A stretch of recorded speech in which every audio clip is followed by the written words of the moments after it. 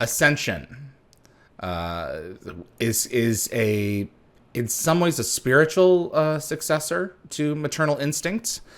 Certainly, where you're going with evolving whoever these glowing beings are, who are, according to Bruce Woloshyn, really expensive to create.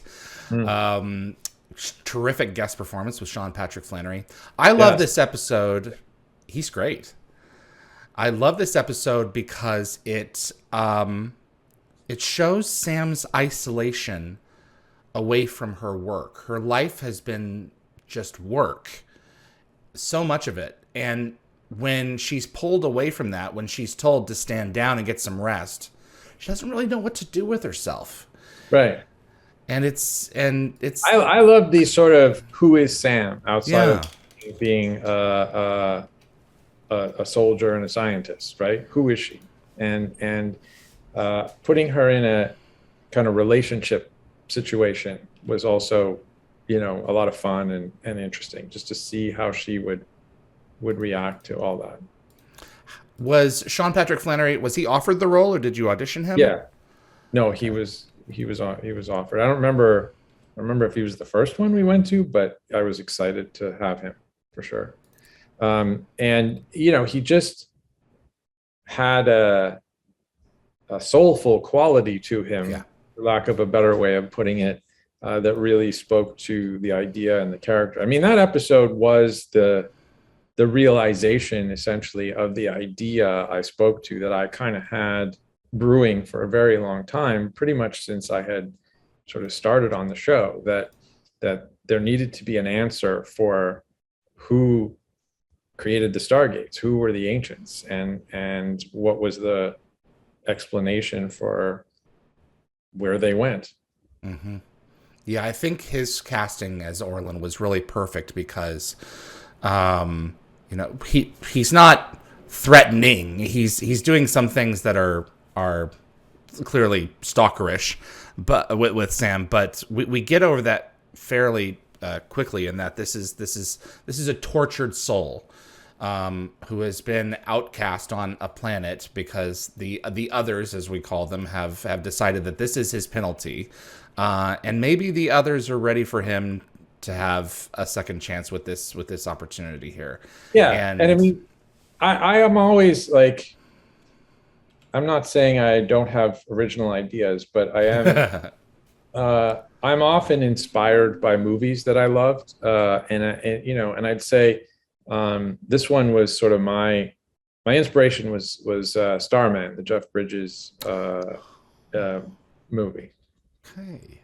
All right, that's solid. I can see absolutely. More than even just than a man, an alien man from space comes down and ends up in a relationship, is that it's less about the alien part of it, the supernatural or the sci-fi part of it. It's more about the relationship, and I just liked the bond that was created between Sam and his character. Orlin comes back in season 10 in The Fourth Horseman. Mm-hmm. And I think it was a scheduling conflict that Sean couldn't come back. Cameron Bright came back and took his place. Do you think the return of the character was as successful as you wanted it to be? I mean, you roll with those things. Yeah. And we played with the difference. You know what I mean? Like the embracing the change or embracing the difference created some weirdness and some drama. And I think, again, I've said before that I believe in part our ability to make those things work is partly what allowed for or created the longevity of the show. There was a lot of those situations over the course of the series where some were happy accidents, some were things that started out one way and turned into something. I think I talked about Heroes being started out as a 1 hour and turned into a 2 hour along the way. And became many a fan's favorite episode, including Christopher Judge. 48 hours. Speaking Yeah, of I mean, Christopher I Judge. was looking back at the summary of that one because, you know, there's so many things I love about that episode, and the most being obviously the introduction of McKay. Absolutely, 100%. You know, you think it's going to go one way. Sam's, got a counterpoint. And then the first word that comes out of his mouth just makes her smile just go away, and it never comes back. Yeah, and you know the okay, so the secret of that one, I don't think I've told this story before, but yeah, I mean, there were certainly people in the writers' room who sort of immediately identified or thought that I was basically writing an autobiographical character. That Really? yeah, you know, they used to say I had a look, um, and I was never, you know, it's like Larry David will say, you know, I'm not a psychopath. I'm not actually like Larry David, but there is a part of me that is yearns to be that honest in a situation. Um, and I mean, the line of I think it's you know, that's entirely wrong, but I had an idea while you were talking. Is Right? No, you're entirely incorrect, but I got an yeah, idea. yeah. That's funny. While you were talking, I had a great idea. Is something I guess I was accused of being Wow. guilty a And couple here I times. wanted to ask all this time and getting to this, who would you say McKay is based on?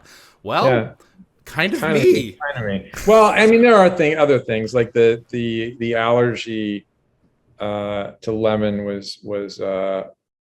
based on another writer that we had on staff for a little while. Oh Uh, no. yeah, Uh his play against Carter is just magic in both the shows. And I think you really hit something there with a character who he's just so off the wall. Just he's not despicable is not the right word, but you just want to spew him out of your mouth, but you can't get rid of him because he's one of those people that you just shudder to think, but he's often correct, and you kind of have to keep him around because yes, he is going to save our cookies. So yeah. I mean, he doesn't get obviously become fully realized until Atlantis. You know, where you understand that there's a good heart and the best intentions right, underneath his somewhat prickly exterior.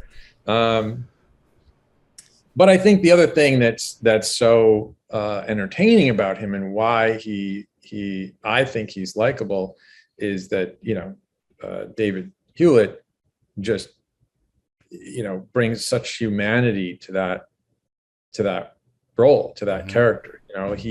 He makes that sort of obnoxious attitude entertaining and not annoying. Right. Like in the hands of another actor, he would have been someone who you would have been happy to see go off to Russia and never come back. Exactly. This really sucks. Do you think I love that redemption kind of ends him where we're ready to bring him into Atlantis, because even Carter gives him a peck on the cheek in the end and says, you know what, I was more attracted to you when I hated you. And so she acknowledges that there's something underneath the surface here that makes the relationship work rather than just a begrudging respect for each other's intelligence. Yeah, I mean, I've always loved those sort of romantic comedy movies, TV scenarios where the two people are fighting at each other and really at each other's throats, but it's because there's attraction underneath it all, and something at stake. Right. And I think in Carter and McKay's case, it's respect for each other's intelligence, right? And wanting to kind of in a way, healthy way, one up each other, but at the same time, it's like, there's something funny and appealing about people finding, genius sexy. Yeah, absolutely. Thanks for watching this clip from Dial the Gate. If you enjoyed the video, give us a thumbs up. It's our goal to share a new Stargate story every day while we're on break. Please feel free to subscribe to future episodes here on YouTube. And if you have Stargate friends who might like this clip, let them know about us. Be sure to visit dialthegate.com to view the complete archive, as well as transcripts from past interviews. I'll see you on the other side.